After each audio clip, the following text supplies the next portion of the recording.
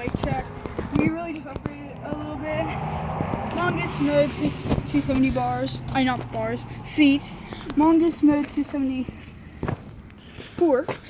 Bars. Bars. 7.9 rise. And Scarlet signature grips. And Just showing these. These are from my Mongoose bike. My old grips. The bars are high 10 steel. 1050. High 10.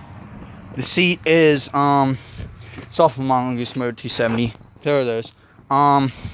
That's basically all we did to his. We got the golden clamp there. And we got the post. That's basically it. How do you feel about this? These upgrades? Feels a lot better. Don't have any brakes, so... He went completely brakeless. His brakes didn't work anyway. They're just adding weight and confusion. And yeah, his bike looks a lot cleaner now.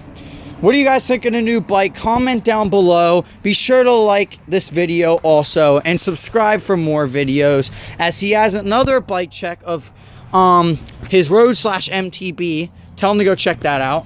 Go check it out. Also, I might be getting another bike. I might be selling the MTB. I have another MTB in my basement, so I might be getting a different bike.